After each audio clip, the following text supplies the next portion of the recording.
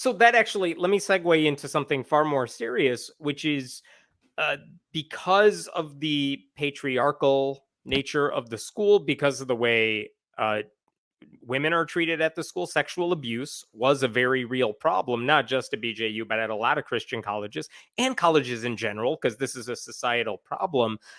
Can you talk about how Bob Jones University handled allegations of sexual abuse? Because about a decade ago, this kind of um, hit fever pitch at one point. Yeah. It made a big deal because it ended up being featured in the New York Times. Like, this is how a big deal these sexual abuse allegations were. So what happened was an outside organization was hired. I think it was in early 2013. And it was called Grace. And Grace stands for um godly response to abuse in the Christian environment. So there's an organization that will investigate these abuse allegations in Christian schools. And so this organization was brought in by Stephen Jones. And as I've talked to survivors about this, and specifically one of the survivors on the podcast, I mean, the only survivor from the Grace Report who came forward to speak was Erin Birchwell, who's on the podcast. And she's also featured in the New York Times for coming forward about the abuse.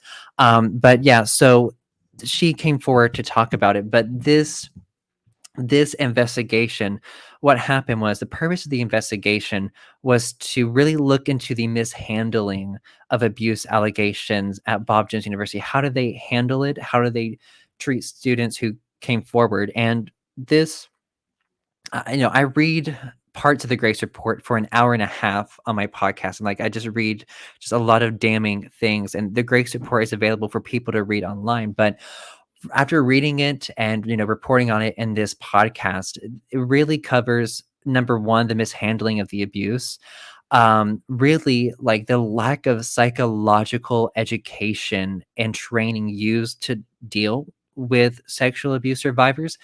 And there were instances where BJU representatives did not want students to go to the police. Some people were told not to. Some people were kind of discouraged. Other people, they just weren't reported at all. And so there's a mix of all these different things that went on, and a lot of these students who came forward about the sexual abuse they had encountered. And I want to emphasize, there were some people who came forward that it didn't happen under Bob Jones or at Bob Jones. There were some maybe it did, and some that it happened with a Bob Jones student maybe off campus, or sort of like there were different situations. But despite all of that, they still handled it pretty terribly. And what was very clear was, after reading this, there seemed to be concern with the reputation, and people will deny this. BJU people deny it, but in the Grace Report, Bob Jones III himself, this is in the report, he told a victim to not come forward because it was basically afraid of what it would do to the school and the reputation of the place. So that's in the Grace Report, and people can read that. Bob Jones III himself. And there was a lot of shame and blame on survivors. And in these environments, I mean, I want to emphasize, there was biblical counseling that was used to approach these survivors. And this is not based on any kind of psychological evidence at all. This is based on belief alone and a specific interpretation of the Bible. And the assumption from this perspective, really from biblical counseling, is there is absolutely nothing good inside of you. You are a sinner, and you're just constantly wanting to do bad. So when you assume the worst in people like that, you're not really going to be able to help people. There's a lot of blaming. So there were some survivors that were asked if they enjoyed the sexual abuse that happened to them. And there were instances of people were asked, like, oh, what were you wearing? And there were people that were told that they were bitter, that they should forgive and move on. So the victims were not taken care of at all in any way. And the Grace Report really states that. And what I want to emphasize about it is the Grace Report, and Erin Birchwell, I heard her say this in another interview, and I just want to give her credit, but this is the tip of the iceberg. There's so many people that have not come forward in that Grace report. And there is so much that needs to be uncovered at Bob Jones University. And I hope my podcast will be a part of more people coming forward about what happened to them at Bob Jones University and how they were treated when they came forward about what they experienced. Correct me if I'm wrong here. I think even when the people with Grace were working on the report, the school actually fired them and stopped them Yes, from doing it they before they did could issue a fire. statement. They What did. happened there? Why did they do Yes. that?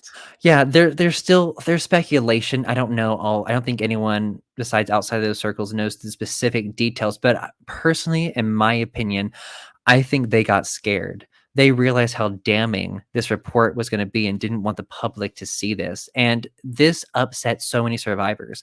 And so what happened was Erin Birchwell, she's like, you know what? I'm talking to the news. Like, how dare they silence us all those years ago and then tell us, oh, yeah, come back, speak about this, and then fire them and not bring this to light and not get us justice. So Erin Birchwell, she went on the news and talked to the media about this. And, the pressure from the media, I think, and survivors, that's what had them be like, all right, we'll rehire them and we'll release a report. And they did. It's still public, and I cover it on the podcast, and it is a damning report. And what I want to talk about this is Bob Jones people will say, oh, that report, it didn't prove that they covered up abuse. And it's like, okay, like it's so much larger than that. There are instances of cover up, of silencing, but it's also the way they treated people, the way they treated survivors. It is horrific. The re-traumatization that happened through the psychological and really emotional and verbal abuse that happened to survivors from these biblical counselors. Can you talk, as we wrap up here, can you talk about how your time at BJU came to an end and Mm. how much I mean, all the stuff you're saying now is so important. And I wanted to ask you about some of the reactions to your podcast, but can you talk about how your time at BJU came to an end? Yeah, so I was at Bob Jones University for 3.5 years. And ooh, like it was a rough 3.5 years. I struggled a lot with mental health. I dealt with a lot of harassment from students because of my perceived sexuality, struggling a lot with the hateful teachings at Bob Jones University, and a lot of the harmful um, leaders there, and the toxic culture that exists. It's just so soul crushing and abusive. And just being there as a queer person was very difficult. But yeah, during those 3.5 years there, it was quite a journey for me of trying to become myself, to claim my own identity in an environment that was doing everything it could to stop me from doing that, doing it everything it could to break me down and give me this identity they wanted, to believe, to think exactly how they wanted. But during my time there, I ended up really questioning that system a lot more and started learning that a lot of my mental health struggles was from religious trauma. And I started speaking up about how fundamentalist teachings causes trauma, religious trauma in people, and talking about how this system blames you when in reality this environment perpetrates a lot of abuse and a lot of harm because of these different dynamics that are so normalized. And that was the thing, a lot of these things are so normalized. Love and abuse are so interconnected, like they're melded together in this environment, and you don't know the difference between those at times. And it's just such a twisted way to view people in the world. And so I publicly started just calling out fundamentalism.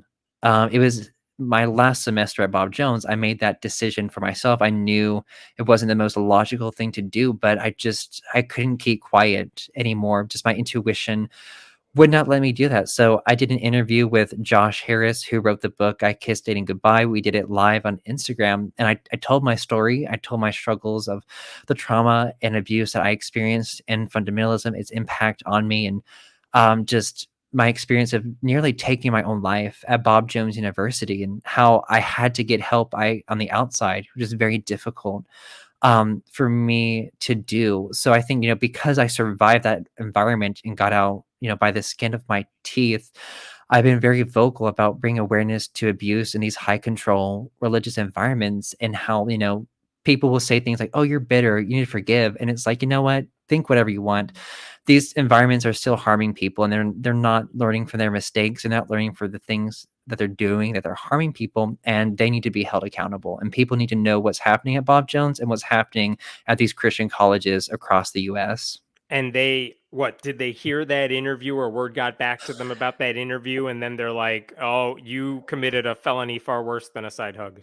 Yeah, so yes, they heard that interview, and in that interview, I came out of the closet, I denounced fundamentalism, and talked about deconverting from that version of Christianity. And yeah, I was called into an office late at night and I was kicked out. They never brought up my sexuality once, which I want to emphasize that. They were very careful about that. They did not want bad publicity for that because they've had that in the past. So they just said, oh, well, you don't claim to, believe this anymore. So we do not want you at this school. And what they do is they will, when they kick out a lot of people, they'll ask you to withdraw and they'll have you sign all these things. And at that point, I thought about rebelling and being like, no, I'm not signing this. But at that point, like I was ready to leave. I was like, I had to get out of this. Like I had to I really had to save my life just to get out of that environment. So you don't have a degree from BJU then I do because did you not. not finish, which I think puts you ahead Yeah, of you came out the winner there. yeah, I transferred to another college and I graduated back in May. So Oh, I good. did graduate from another school. So I'm grateful for I'm that. glad to hear that.